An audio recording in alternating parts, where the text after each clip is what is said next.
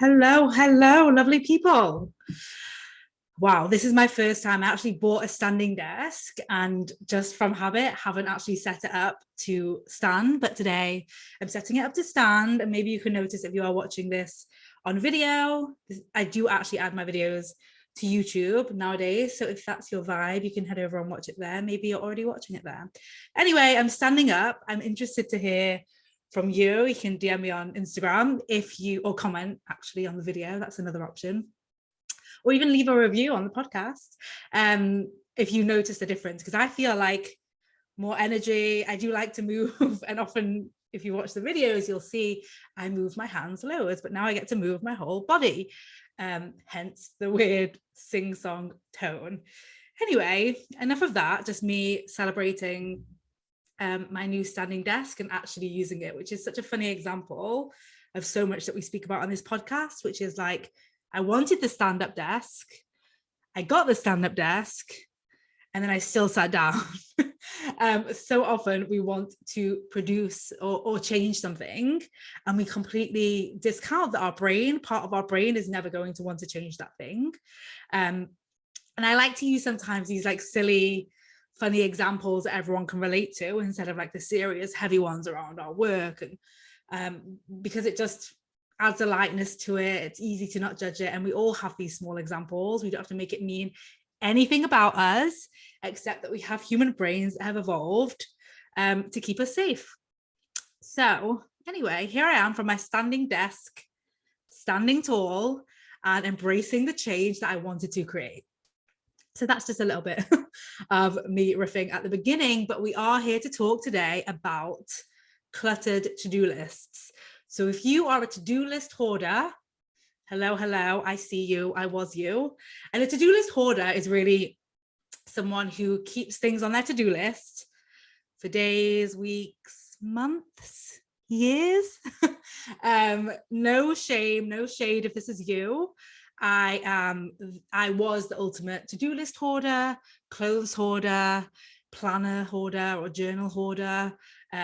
All the hoarding, app hoarder, like the ultimate hoarder of all the things. And then I wondered why I felt so behind, unsuccessful, exhausted, drained. It's like, I want you to think about like how much we carry when we hoard all the things, because we've been sold this idea through technology that we can actually hold a lot more, and we can hold a lot more thanks to technology, but mentally we are still holding all those things. There is still a cost. Just because you can set reminders on your phone doesn't mean that your brain switches off completely on it.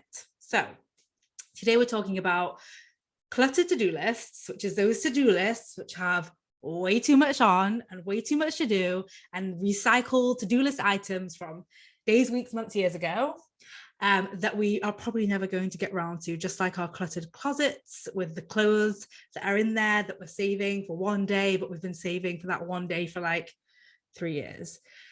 So if you have a cluttered to-do list, this episode is for you. If you don't have a cluttered to-do list, but you're a to-do list hoarder, and that even counts if there's one item on there that you are like not willing to put down, but not getting done, this episode is for you. And this episode is for really all of us. So feel free to share this with anyone that you love. I just think it's going to be really useful. And the first thing I want to talk about is actually what it costs us to be a to-do list hoarder. Like, what is the expense of being a to-do list hoarder? So the first thing that I like to think of is having that cluttered to-do list easily translates to, I have too much to do. And whenever we tell our brain, or whenever we hear the sentence, too much to do, part of our brain shuts down. Part of our brain goes into immediate overwhelm. You may have heard me speak about this before, the like slot machine example, that if you put in the phrase too much into a human slot machine, you will always generate overwhelm. You will always generate stress. Too much is never a good thing, and immediately signals to our brain of a potential danger, and that potential danger can lead us to go into fight, flight, or freeze. So that cluttered to-do list is creating overwhelm. And that, of course, impacts, the next thing that I'll speak about, which is our brain, the spin in our brain, and the ease of distraction. So on the one hand, there's the distraction of the overwhelm, of the too much to do. And on the other hand, there's the distraction of every single thing on there. Like every single item on that cluttered to-do list is a potential distraction away from the item that you are currently doing, right? If there's 10 things on that list and you are doing number 3, then you are also, part of your brain is thinking about number 4, 5, 6. And this particularly shows up when you get to that part of task number 3 that you don't really want to do. And your brain's like, ooh, let's look at something else. What else can we look at? What else can we do? It's like that productivity addiction, that desire to tick things and check things off is worsened by the idea that we don't want to complete things if we don't think we're good at them, if we think they're going to be hard, if we think we're going to fail. And then we have all the yummy distractions of all the additional things on the to-do list that we want to get done. And you'll know that you are experiencing this if you find yourself obviously task hopping, but also repeatedly looking for, our brain's going to look for the things that we can get done in 3 minutes or less. It's going to look for the things that we can get done fast because it cares about the tick being done over the quality or the impact of the work being done. So the next thing, and the visualization I like to give my hackers, is really this idea that everything on that list is like a mental load on your brain. It's like having a backpack full of rocks. And I want you to imagine walking through your day with that backpack full of every item of your to-do list being like a heavy rock, like, okay, a medium heavy rock, but altogether it's super heavy. And that's what happens on our brain. Our brain wakes up exhausted before we've even done anything. If you are experiencing that, it's probably because there is too much to do on your to-do list. There's too much expectation of all the things that you want to get done in a day, and it's actually counterproductive because it exhausts you, it drains you, and it does not inspire you into action, I promise you. The other thing is, having a cluttered to-do list impacts your relationship with joy and pleasure and fun. And it does this because it creates this relationship of, well, the joy, the fun, the pleasure comes after the to-do list, like this earned narrative that we've inherited.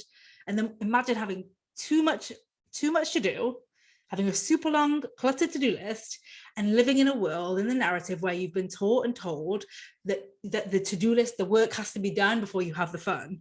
We never have the fun. If you feel like you are not having enough fun in your life, I promise you, it's the cluttered to-do list, as well as this narrative that fun has to be earned. Those two really work together to like ruin your life, basically, to stop you having fun. The next thing I want you to consider with a cluttered to-do list is every item on that to-do list is something different to be managed, something different to be organized, something different to be started, something else to be done. Like every item on that to-do list has multiple decisions around it, from when will I do it, to how long will it take, to what software will I use, to who are the other people that I want to get involved in this, to like, and not to mention, some of those things will also require multiple attempts, so failing forward, and obviously our brains don't want to do that. So when you have a cluttered to-do list, you are literally burning time and wasting time. It's one of the biggest time wasters, thinking that we can get all the things done and everything has to be on a to-do list in front of us all at once. It's like every time you look at that long to-do list, there's so many things that you could do that just making the first decision of what to start is going to be draining. As well as, like we kind of touched on earlier with the distraction, not only does it steal your time away from the item that you are doing or the goals that you have, but it steals your time away from the present moment in and out of work. Like the big theme that's come up here of this like overwhelmed creator, there's too much to do, this drowning, and they're like, must complete all the things before having fun. The reason why you are thinking about your to-do list and your work and everything that you want to get done outside of doing it is because of this fear, and because of this narrative that you are better and you are more valuable when you do all these things. So for everything that you are adding is stealing your attention away from the present moment. So for example, we actually just had this. We went to the health club this morning. We recently joined a health club, and we played tennis, and I did this before I started work. I want you all to notice. And on the way there, a kid said to me, "What are you thinking about?" And it was so funny how not present with him I was so easily. My brain was thinking about an investment that I'm thinking about. And it was just so funny to see, like, oh, like I want to intentionally put that down. That's the certain information we're waiting for. I can't do anything about it. That gets to be put down. That gets to not be thought about until I receive that information. So this still impacts me. I don't want any of you to think like, oh, there's some kind of perfect place that you will land where your attention is 100% of the time present in the moment. Listen, I'm very present in the moments through time hacking, through my 15-hour week, through this work that I'm teaching you guys. It's drastically changed my life, my relationship, my success, my business, all of the amazing things. And I don't have to be perfect 100% of the time. The other big expense, and this is one of the most costly ones, when it comes to having a cluttered to-do list, is it costs you your creativity. Like your brain is too tired managing the tasks on the list and thinking about the tasks on the list and thinking about which ones are going to be done when and how long and in what order and what other stakeholders are involved in, all of that stuff, that it's like too tired to get creative. That is like one of the biggest differences that changed in my life. And if you guys have been here a while, you will have literally seen it happen live. Was when I worked less, when I created my 15-hour week, my creativity soared, my business soared, my connection to my work soared, my idea generation soared. Like, my brain is a creativity machine, not because I was born that way, I definitely wasn't, but because I give it plenty of space, because I don't overload it with things to think about or items to be done or checklists and so on. So a cluttered to-do list is going to cost you your creativity. I experienced it firsthand myself. And as I said, if you guys have been around listening to this podcast for a while, you probably saw it change in me from the sidelines. So that's really cool. And if you haven't, and you are fairly new to the podcast, go back and listen. I mean, firstly, all the episodes are valuable. That's something very important to me in producing this. Obviously, I value your time and I respect and love that you are investing this time to listen to this podcast or watch this video. But also, you will also notice like a shift in how I was and how I am now. So it's fun to see that. I think that's why I keep those old episodes up there for now. And the last thing that I wanted to speak about, and this was a big one that used to affect me, it's a huge one that my clients come to me with, and it's so amazing to see them create change in this because it's so valuable. It steals your sleep. It steals your rest, right? It's like you go down, and rest isn't always sleep. So we spoke about presence, like in our day-to-day lives, but this point I really want to drive home is around sleep and the idea of like lying in bed, tossing, turning, thinking about the things that you want to get done, thinking about the things that you said you would get done that you've not got done, thinking about the things that you have online for tomorrow or next week and how you're going to do it all, and knowing that the maths does not add up, knowing the availability you have is not going to mean you get 25 things done tomorrow, and carrying that. And that, of course, impacts your quality of sleep. So one of the things, the main point to get across here, what I'm really trying to help you guys see is that cluttered to-do list with all the things feels like it's helping. It feels useful, right? There's that idea that, I mean, I used to do this. I used to, on a Monday morning, get everything on my to-do list from my brain onto a piece of paper, from this idea that if it wasn't in my brain, I was like releasing the load. And it's not true. And I mean, and then I used to try and put it into a calendar and all of that stuff, but it's not true. When you look at a piece of paper with like 20, 30, 40, 50 items on it for the week, like all the detail there, it is an overwhelm creator. It's a creativity killer. It's a distraction generator. It's all of the things that we've just spoken about.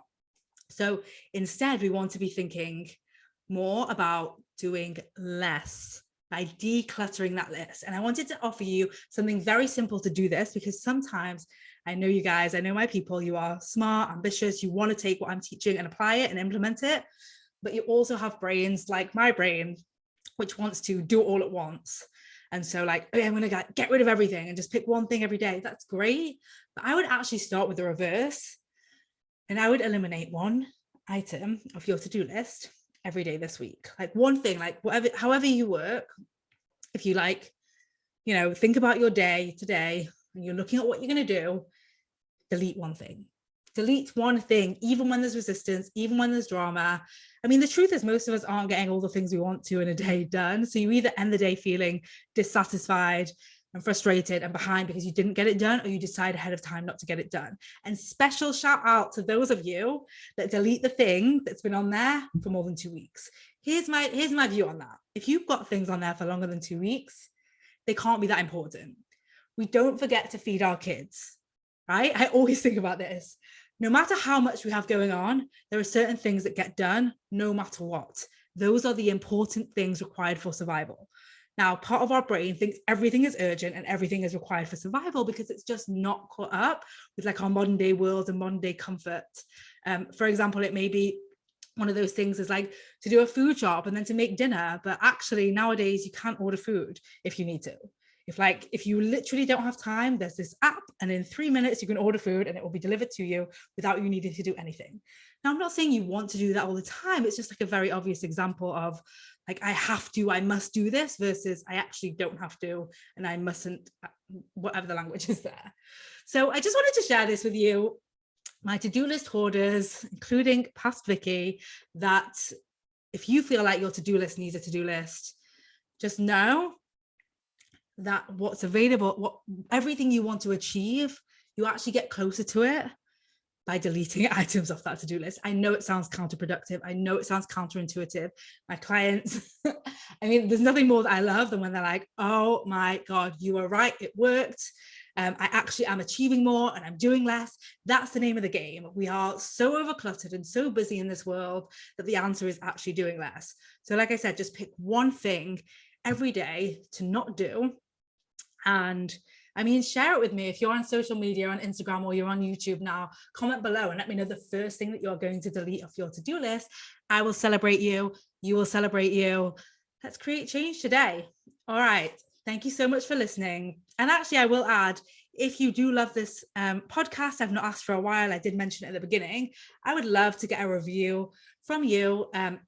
If you write the review on, I think it's like iTunes has it, then I would really appreciate it. You can even screenshot it and send it me on Instagram at Feminist Time Coach. I appreciate you. And if you don't want to leave a review for whatever reason, but you do want to share it with one person you love, that's also really fun. Okay. Thank you so much for listening. I'll speak to you soon. Bye.